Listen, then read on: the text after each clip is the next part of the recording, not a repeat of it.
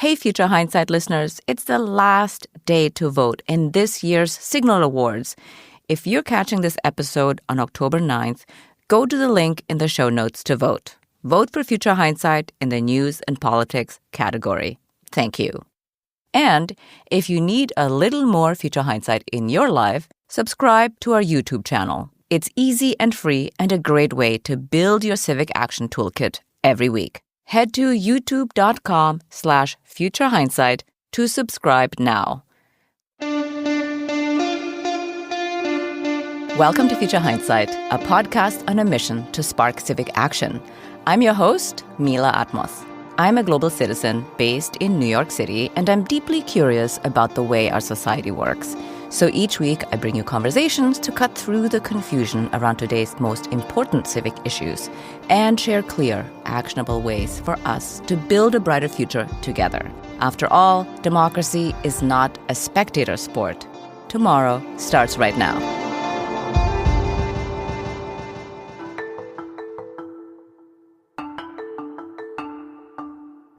I know that no matter your political persuasion, you are inundated with text messages from candidates all across the U.S. making a plea for a donation. I don't know about you, but one reason I delete those messages right away is because I have no idea who most of those candidates are, what they actually stand for, or if they even have a shot at winning. And I know that I always tell people to take civic action, go to a town hall meeting or something like this, but making a donation to a candidate is, in fact, a form of engagement. So what if you could be strategic about your political donations, whether that's on issues that you feel are important or in pivotal elections that are out of the limelight? Our guest is Derrick. He's a political strategist, activist, and creator with a passion for helping people find their power in our electoral system. He's a co-founder of Oath, a donor advising platform whose mission is to empower donors to participate in our democracy by offering civic education and helping users manage their political giving to maximize impact. Welcome, Brian. Thank you for joining us. Thank you so much for having me. I'm thrilled to be here. So we just had a whole conversation with the executive director of Open Secrets about money in politics and how they follow donations to political campaigns. So this conversation is from another vantage point. I just talked a little bit about Oath in the intro, but tell us more about how Oath works for the voter.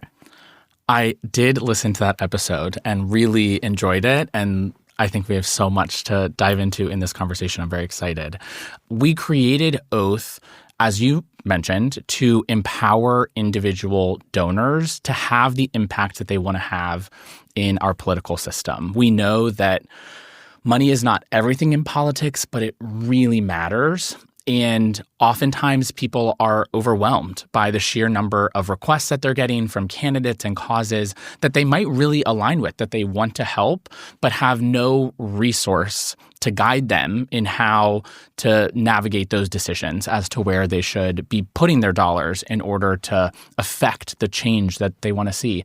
And so we created Oath as a donor resource to address that overwhelming feeling of getting so many requests and text messages and emails that you didn't sign up for, and to eliminate some of the waste in the political ecosystem. Because by our assessment, Democrats are wasting hundreds of millions of dollars per cycle by giving to candidates that have no path to victory, or just overfunding races that already have the resources that they need in order to run an effectual campaign. So our goal is to really be on the donor side, to be a donor advocate and help them navigate the ecosystem and create political change in the process. Yeah, that's really brilliant. I mean, when I was on your website, I was like, wow, this is really clever. I love it. And I had never heard of you. So I'm really excited to have this conversation. Well, thank you. So you have something called an impact score. What are the components that make up the impact score, and how accurate is your data in determining that score?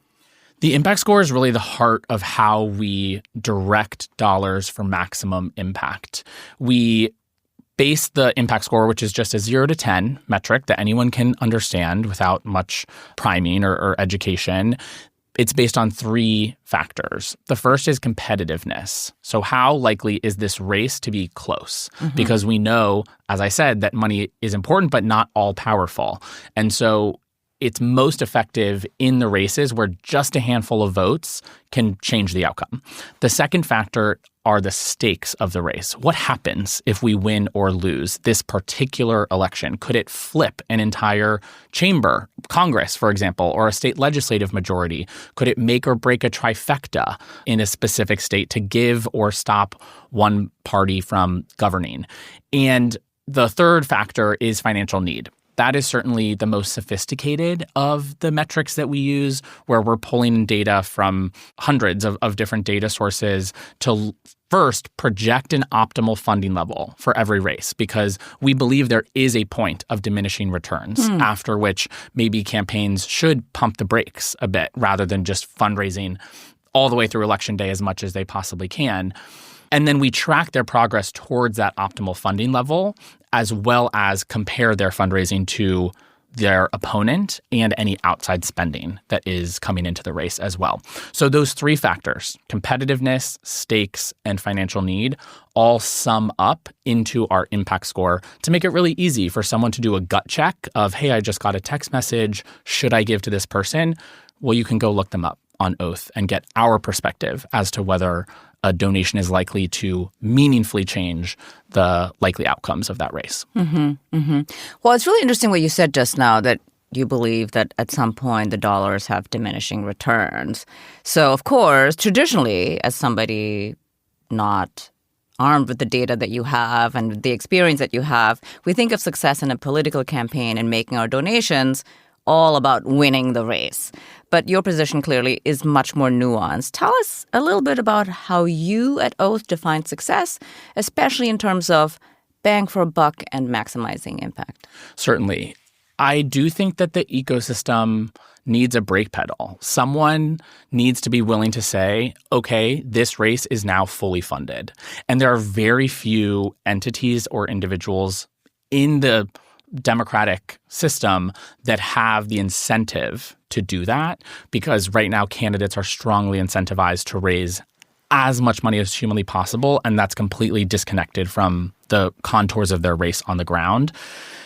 To your question, I think that we are really focused on moving dollars to where they can do the most good, rather than a very simple metric that I think most organizations anchor on these days, which is a win rate.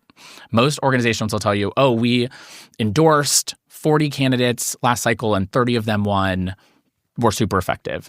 But that really can hide poor targeting decisions, right? If 20 of those 30 candidates that you helped elect were in safe districts, you really didn't move the needle much in those races. Right. And so we look at what percent of the overall funding that moves through Oath, because all donations are directly from donor to candidate or organization, not to us. Thank you. And we look at what percent of those go to a race that was ultimately decided by less than 5%.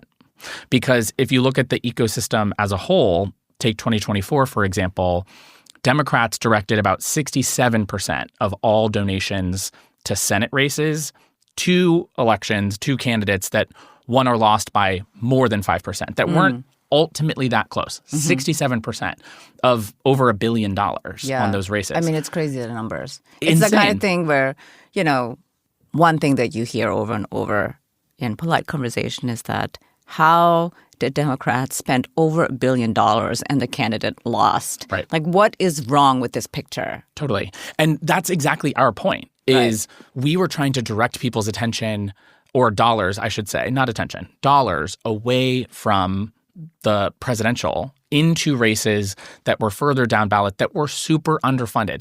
Because honestly, people's frustration should be even higher that at the same time that we spent over $1 billion to lose that race, we were underfunding races that we lost, that we could have won, that were decided by 100 votes in state legislatures around the country, races for Secretary of State, Attorney General, State Supreme Court, county clerks. These local and state positions really matter, and I think that we are seeing right now the effect of asymmetrical investment by the two parties over the last couple decades.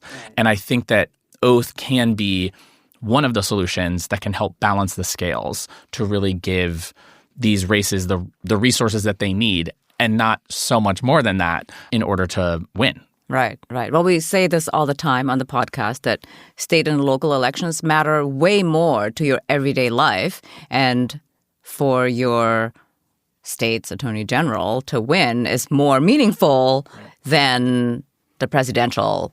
I mean, it's not meaningful for the president to win, but it is more meaningful in your everyday safety and your rights, when we're thinking about Secretary of State. Absolutely. And that's where the civic education piece of our work comes into play. Right. Because I can't convince you to give to a really high impact Secretary of State race if you have no idea what a Secretary of State does. Yeah. Like, why should I care? How do you do this piece, the civic education piece? We've leaned really heavily into innovative digital campaigns that are social media forward, short form video that can engage people, that can entertain people, and deliver some bite-sized action at the same time.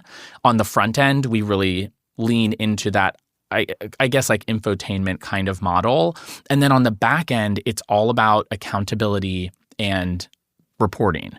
Most people, after they give a political donation, never hear anything ever again, other than requests for more money. Right. Oh, I won. Thank you very much. We have another battle. Give me another $5. Exactly. And so we actually report back to everyone, whether they gave $5 or $50,000, who won, who lost, by how much, where your dollars had greatest impact. It's sort of like a Spotify Wrapped is how I tend to explain it. Nice. And we continue to provide that is an education piece as well, that your dollars actually did matter in these specific races and that policy changes came as a result. Right. My favorite example of this from the last couple of cycles, probably Chris Mays, the Attorney General in Arizona, won her race.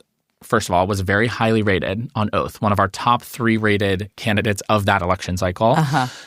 Won her race by 280 votes out of more than 2.5 million votes cast. Couldn't be closer. And then ultimately went on to stand in the way of Arizona having an abortion ban when the state court there tried to implement this pre-Civil War abortion ban in the state. And she was the one who fought that and won.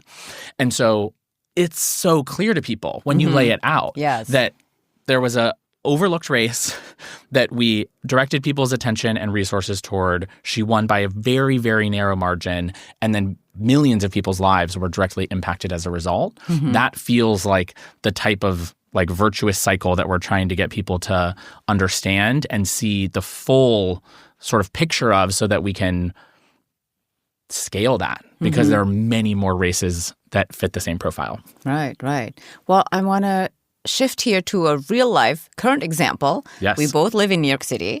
And, of course, there's a big mayoral campaign going on right now.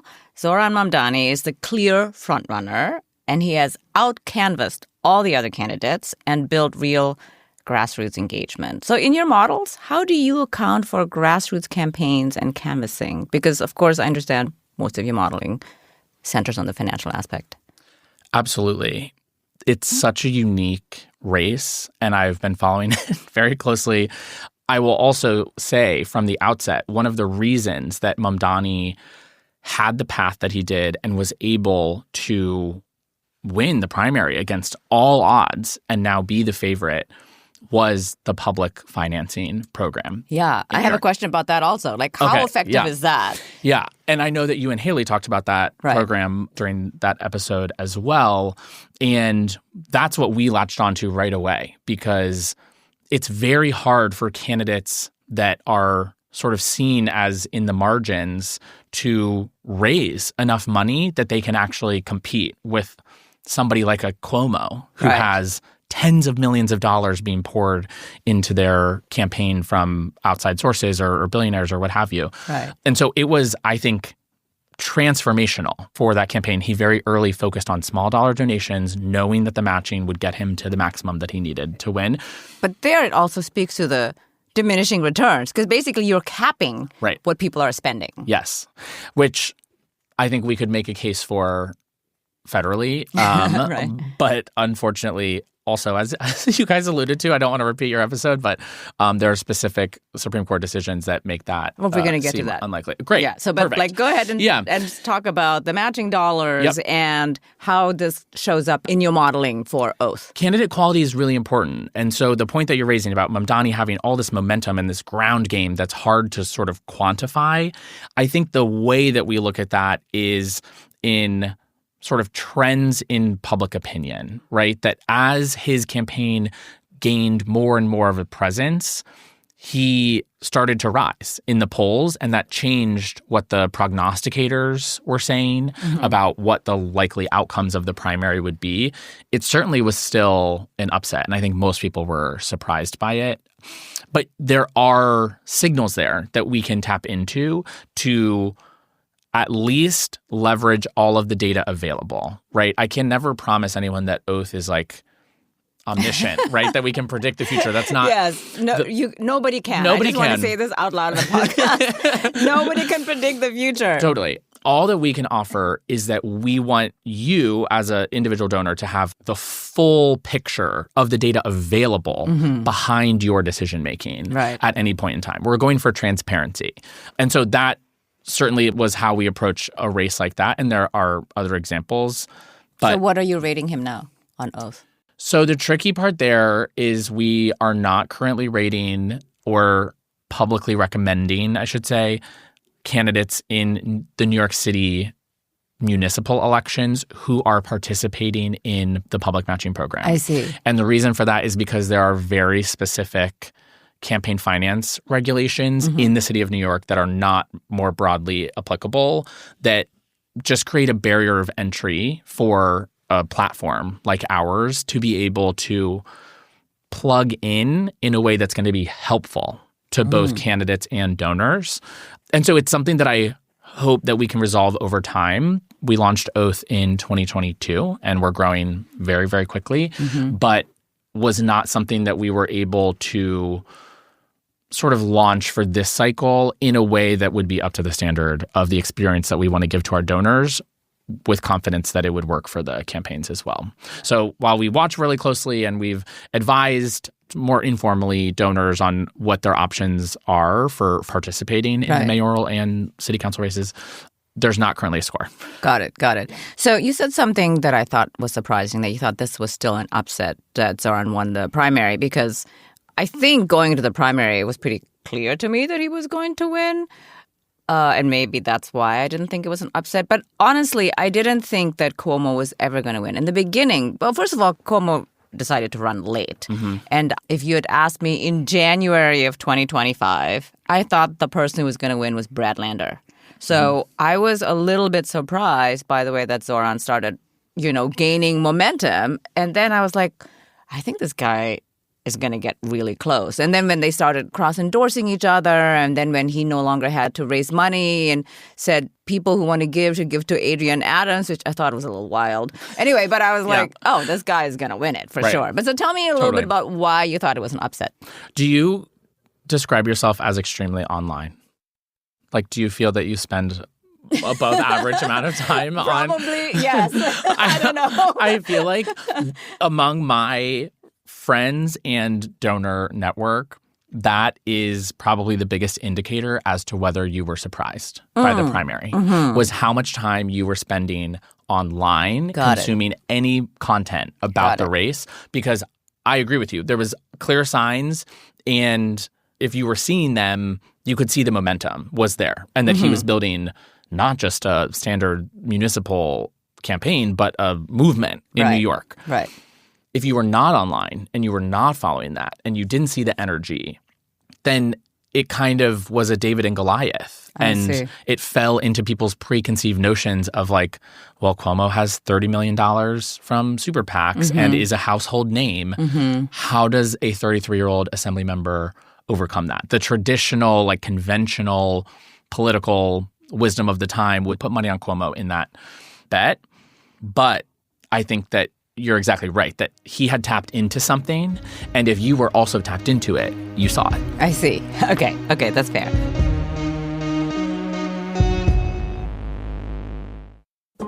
We'll be back with Brian in just a moment, so don't go anywhere. You wouldn't want to miss this episode's Civic Spark. One small step we can all take to be more empowered and ignite collective change. But first, we want to share about a podcast we think you'll enjoy called Democracy Decoded. Let's face it, our democracy is facing fundamental threats. Many of our government's critical checks and balances are being dismantled, challenged, or outright ignored. I'm Simone Leeper, host of Democracy Decoded, a podcast from Campaign Legal Center. This season, we're focused on specific weak points in American democracy, how they're being exploited, and the innovative solutions that can reverse this downward spiral and strengthen our nation. Look for Season 5 of Democracy Decoded wherever you get your podcasts. And now, let's return to my conversation with Brian Derrick. Well, let's talk about super PACs. So these are, of course, the big dollar checks that are spent on external expenditure. So they don't go directly to the campaign. And in the context of this race, of course, we have Andrew Cuomo's billionaire backers in the field. And I want to note here that he qualified for relatively little matching public dollars and also had a huge amount of matching funds withheld due to improper coordination with a super PAC called Fix the City. So do you track the PAC dollars, and how do those dollars impact elections in comparison to the dollars that go directly to the campaign? Great question. Important for the context of our work. We certainly are tracking all of the data that is available to us. Most of my team are engineers, and we're pulling in data from every publicly available source, and then we supplement that with data that we're purchasing from various data partners across the ecosystem. And it's not possible to get a full picture of the money that goes into the political ecosystem because of dark money and the sort of strategies used to obfuscate spending, and which you all touched on in the episode with Open Secrets. But what we can do is factor in all of the spending that's visible. And that's the bulk, right? You can add in some like C3 nonprofit spending and other kinds of voter registration efforts that might never be reported as political spending. But the visibility of the spending varies by state and the federal level. And so we factor in as much data as is available about both what's already been spent and reported, as well as looking at ad reservations for what amount of spending is expected. Because you have big super PACs like the super PACs affiliated with the House arm of each party who will place tens and tens of millions of dollars in reservations months ahead of the election, and we can take a look at that and say, oh, we think that more is going to be poured into Colorado 8 than Pennsylvania 7, and factor that into what we think the candidates need to raise in order to run their most effective campaign. So how does the PAC dollar impact these elections? Okay, so since they don't go directly to the campaign. Exactly. So the PACs are essentially spending money on independent expenditures, running their own programs. So I have a question about that. Yeah. What exactly qualifies as an independent expenditure that is different from what the campaign would be spending? Yeah. You can't put IE, we would call it IE, independent expenditure. You can't put IE money behind the candidate's own voice. It can't be the candidate in a video saying like, this is me, this is who I am, I'm endorsing this message. It has to be from friends of or citizens of. I see. So it's like sort of these faceless, anonymous. AI. Yeah, right. AI folks saying more and like, more. With 6 fingers saying, I endorse this candidate. It is going to be so AI heavy this cycle. And the other sort of restriction there is the campaign is ostensibly not allowed to coordinate in any way with that independent expenditure committee. That, I think, is the letter of the law, but they've developed all kinds of ways to work around that. There's a practice known as red boxing, where there'll be a public but non-visited page on the campaign's website where they will put all of the stuff that they want super PACs to talk about. And then anything that's publicly available from the campaign can be used by independent expenditure. This is news. I love to learn something new every day. Yeah. Like, wow. If you look into red boxing, if you want to really be frustrated with how inadequate our campaign finance regulation is at the moment. Yeah. Wow. We've basically poked holes over the years, more and more and more, so that more money and more special interests can flow into the ecosystem and really enact their will onto our elections. Right. There are still... So then how impactful is the super PAC dollar? A super PAC dollar is less effective than a dollar given directly to a campaign for those specific reasons, because it can't be the candidate themselves talking. The messaging can be sort of signaled at but not directly coordinated, and they don't have the same data that the campaign has about who their voters are, who's supporting them, who's not supporting them. That's ultimately how you get to your win number. And so super PACs also, importantly, pay market rates for any advertising, whereas candidates are by law given the lowest possible rate. And so you can just buy more as a campaign than you can as an outside super PAC.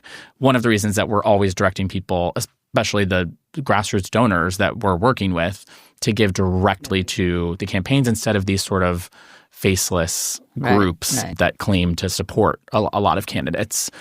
Yeah. I'm curious a little bit about the marginal dollar, how much the marginal dollar matters, because if there's a close race, if you spend another $10,000 or $100,000, where does that money go to sway the voter, and how effective is that? The real answer to your question depends on the time that you give it, the time that you give that donation. All right, tell me. And so we've already sort of talked about how people are often giving to the wrong campaigns, right? Overfunding the wrong races. But the other really important factor in maximizing the utility of dollars is to give it the right time. And so you want to have clarity that this race is going to be close. And so that means that you need some data, you need some confidence that we know the contours of this particular election and we think this is going to be a close race.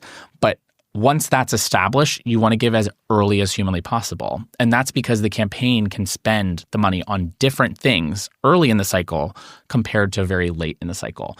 For example, if I give a $100 donation now to a member of Congress who's running in a district that we know is going to be really competitive in November of 2026, they can use that money to hire a campaign manager, to expand their volunteer recruitment and training programs, to hire comm staff, which most campaigns lack, don't have at this point in the cycle. There's a lot of data that shows is very effective. I can use it to establish a presence in the community, versus if I give that same amount of money in September of 2026, just a couple weeks before the election, I might be even more confident that that race is going to be close, but functionally the only thing you can do with that money at that point is buy more ads, because there's not time to recruit somebody new and train them and deploy them and build this program to go recruit 5 times as many volunteers. There's not enough time left. Right. And so canvassing is better. Absolutely. than ads. Everything or is more... having better comps in the beginning is better than ads at the end. One of the things about the 24 election, it was sort of like people were still throwing money at this election, right? And you kind of felt like, but where is it being spent? You need to get on a bus and go to Pennsylvania and knock on doors. And then I had the sense like, so then it didn't work to knock on doors? Right. You know, Totally. Which one is it? Yeah. There's a lot of really great research done by the Analyst Institute. I would plug them here, about which tactics are most cost efficient. If I spend $1,000 on TV ads versus digital ads versus on social media content versus mail versus door knocking versus... And so we actually have like pretty... robust data exactly on which of those are most effective. Unsurprisingly, the most expensive way to net votes, as we say, to get more new voters for yourself than the other person is through TV. It's so expensive. Right. Oftentimes you're spending like $1,500. Nobody watches TV. No one watches TV. And the people who are watching it are already voting. Exactly. So like actually reaching your target audience with persuasive content in that format is almost impossible these days, versus staffing, particularly for down ballot races. And early on. Early on, most effective, extremely cost efficient for you to actually have people on the ground, especially if you're working another job or you're an incumbent and balancing running as a candidate and serving the constituents that you represent. Having full-time staff early can be transformative for these campaigns. And so we're always trying to get people to give earlier and give further down ballot, where over 50% of the budget is typically spent on staff versus 80% of a U.S. Senate race's budget is typically spent on media buys. Wow. Fascinating. I love that you have all the data at your fingertips. Yeah, that's what we do. We're big data nerds. Right. So winning clearly matters, right? Because winning will hopefully get you governing power, although, of course, we have a system that prefers minority rule, frankly. But if you have governing power, you can improve people's lives. And you mentioned the race in Arizona, but there are other down-ballot races that are effective buffers against the Trump agenda. Tell us about another state-level victory that was high stakes for everyday people. Oh, I love this question. There's a lot that we could draw from. Do you want current races or things that have already come to pass? Okay. So do the past first and then go to the current race. Okay, great. In North Carolina, Republicans held a supermajority in the legislature going into the 2024 election, but Democrats held the governor's seat. The governor's race became relatively safe for Democrats. As the election went on, you might have heard of Mark Robinson, was like famously bad. Running against Josh Stein. Yes. And Josh won. Yeah, exactly. And so what the opportunity became in North Carolina was to break the Republican supermajority to prevent them from overriding Josh Stein's veto, because we were confident that we would have the governor's seat coming out of the 24 election. And so getting really nuanced in how we were able to target down ballot races in North Carolina helped flip Dante Pittman's seat.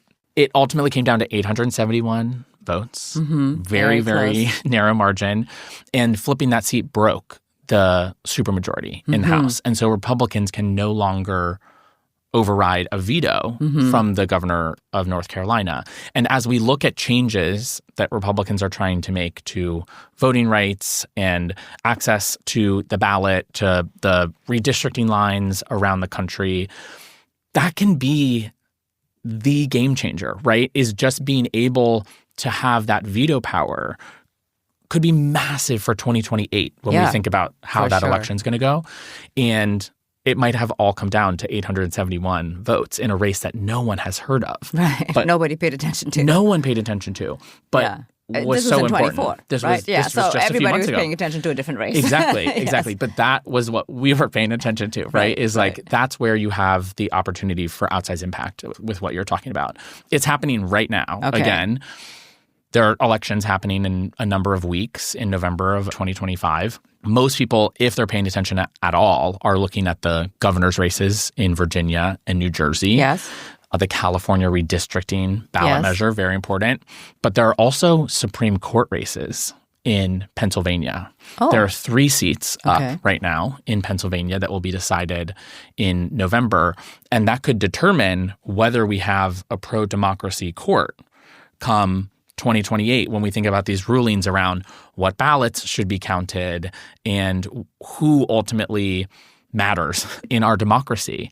And so these are retention elections, so it's a yes-no rather than a Democrat versus a Republican. All 3 candidates combined have raised around $2.5 million. So very little compared to these national races that we're talking about, or even a race for Congress. But the impact could be huge come 2028 or thereafter. Right. So we are obviously a pro-democracy show, and I want to ask you a philosophical question. The work that you do feels a little bit like picking stocks, or like you're an industry analyst giving me a buy recommendation. Is this the way to do democracy? It's a very good question. And we talk a lot about the impact of money in politics. I don't see Oath as a lesser of two evils sort of necessity. I see it as a very empowering tool for people who want to shape the elections that are shaping their life. Billionaires have full-time teams telling them where to spend their money and how to make the most. So they have their in-house oath. They all have their in-house oath. Elon Musk has a whole team of people to help him do that. Why shouldn't grassroots donors have the same thing, right? There's a coordination issue that if you have $100 million coming from 3 people, they can sit at a table and make decisions about how to allocate it. But if you have that $100 million coming from 10 million donors, way harder to get those dollars where they need to be in order to combat the influence of that billionaire's 100 million. And so that's how we see Oath, is we're putting a thumb on the scale for grassroots donors to make their dollars just as impactful in the collective as people who are writing giant checks. Of course, we're huge proponents of campaign finance reform. It's the one issue that I want more than anything to see progress on before I die. And I think that it's genuinely a generational project. It's not going to be done by 2035. I don't see that. But even after campaign finance reform, I do anticipate that people will still need to be making these choices. Because even here in New York, the example that we were referencing earlier, people are still giving. Even though it's a publicly funded election, people are still giving to these candidates and still need to find where their dollars can have impact to advance their values. And so that's where I see a perennial need for Oath, is that people have goals, people have values, and we want to help them get from A to B with the resources that they have to give. Right. Yeah, that's a great answer. I mean, to say that it puts a thumb on the scale for the grassroots donor, that's really very elegantly put. So we're just saying that elections are just a few weeks away now. We're in October of 2025. And we talked already about Zoran's very online campaign. Yes. So what's the impact of his campaign on other Democratic races across the country? And by that, I mean his organizing, all of the canvassing, his brilliant social media posts, and honestly, his platform that promises to improve material living conditions, which I think not a lot of candidates really are talking about. So what do you say? I think Mamdani's campaign and his presence in the national conversation has crystallized for a lot of Democrats, maybe a hot take here, but that we really are in the middle of a revolution for what the Democratic Party is and what the Democratic Party stands for. There's a battle going on, certainly, over that answer, but there's not much debate anymore that battle is happening and a different party is going to emerge on the other side of it. And so what was revolutionary about his campaign that's impacting the whole electoral landscape is that he changed, as you pointed to, the core message or values that he wanted to be the beating heart of his candidacy around affordability that Democrats have struggled to message on in recent cycles. The messenger being extremely different, that we're at a point where people are not seeing themselves, especially young people, are not seeing themselves reflected in the leadership of the Democratic Party. And he represented a new generation of people who said, we're ready to pass the torch and you can either pass it or we're going to take it, and sort of embodying that energy. And then finally, it's in the tactics. It's in the where he's communicating, how he shows up in people's homes and news feeds, which is foreign to how the Democratic Party has been run for the last 15, 20 years. And so I think on all three fronts, right, message, messenger, and medium, he's charting a new path for what it can look like. He's not the only one, I want to be clear. I don't think that he invented these things. No, definitely not. But he crystallized it in people's minds. Being in a place like New York that's so visible, so closely watched by the Democratic Party, it created this high visibility moment for us to have a lot of proxy fights about who we are through this one mayoral election. So I think that's maybe more of a recognition of the moment than it is a sort of answer on what the direction looks like. But I certainly believe that right now Democrats are in the equivalent of our Tea Party era. Yes. That resulted in Donald Trump. And I think it's incumbent on all of us to participate in the conversation to ensure that we produce something better for the country and better for each other than how Donald Trump came out of the Republicans' own revolution. Right. No, I totally agree with you. You know, this is the mission of the show, is to get people to take civic action and participate and be in there. Because if you're not in there, then your voice is not being represented. Only you can do that. Absolutely.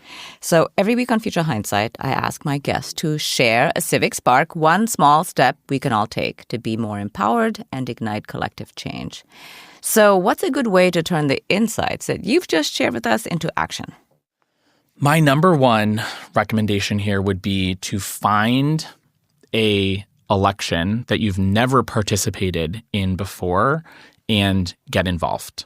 The timing probably lends itself to being elections happening in November of 2025, where you can go get involved in a Supreme Court race in Pennsylvania, the race for Public Service Commission in Georgia, for the legislature in New Jersey or Virginia, for governor, the ballot measure in California. There are all of these high-impact opportunities that are not what we're talking about all the time, not Congress, not the Senate, not the White House.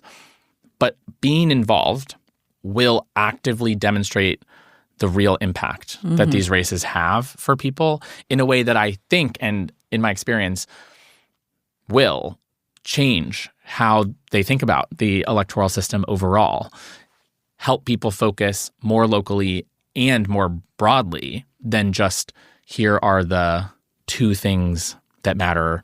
How do we win Congress? How do we win the White House? And taking a small step of being involved, knowing who one of these candidates is, just know their name, and being involved either through donating or through volunteering in their election in an off year is a great way to remind yourself that you have more power in our electoral system than you think. Yeah, that's well put. So, last question. Looking into the future, what makes you hopeful? I feel hopeful by the number of people who have stepped up already to participate in this dialogue about what we want the future of the party to look like. There are organizations that have recruited tens of thousands of new candidates to run, most of whom are young, are millennials and Gen Z. And at the same time, there's a flood of people raising their hands to say, I don't like what's happening. I maybe sat out in 2024 or wasn't inspired. And now I'm done and I want to participate. Like, let me in, coach. And that is what's getting me really hopeful, is the amount of energy coming from through protests. You have things like the No Kings protest that have set records as the largest demonstration in U.S. history. People are upset and building community in order to combat the triggers of that. And that, in all of its various forms, is the thing that keeps me going every day when it feels really hard to be involved in this work, whether it's your job or as a volunteer and lover of our democracy. Yeah, here. This is really hopeful. I mean, I do think that a lot of the work that has come out of the 2016 election is still working for us. Although when Donald Trump won the second time, I think people felt very, very defeated. But I think the silver lining in his victory actually is that people do want change. I think that is what they voted for, including Democrats, meaning Democrats also want change. Everybody wants change. This is also why Zohran Mamdani is a front runner, because people want something different. Yeah. You know, they don't want Cuomo.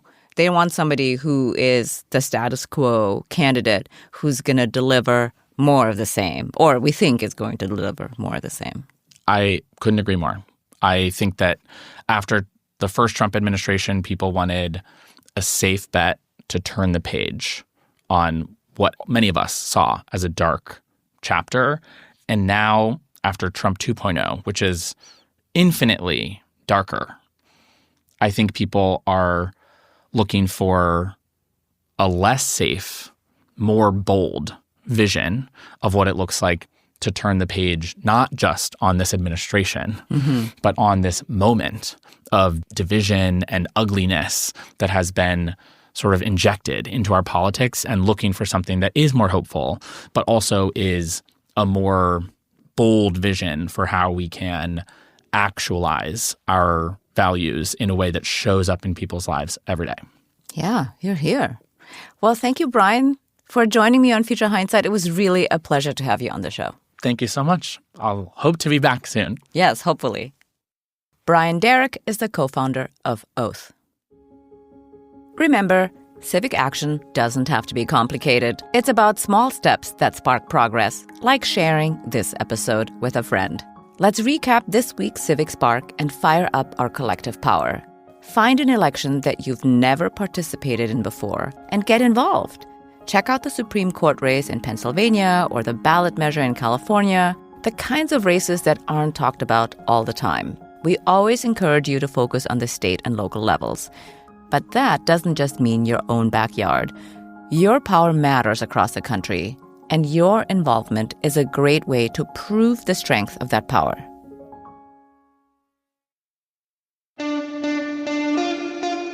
Next week on Future Hindsight, we're joined by Todd Schulte. He's the president of Forward.us, a bipartisan political organization that believes America's families, communities, and economy thrive when more individuals are able to achieve their full potential. That's next time on Future Hindsight. Now, be sure to follow us on your podcast app so you'll never miss an episode. We're here to build your civic action toolkit every week. So follow Future Hindsight now, and we'll come right to you. Thanks for tuning in. And until next time, see clearly, act boldly, and spark the change you want to see. This episode was produced by Zack Travis and me.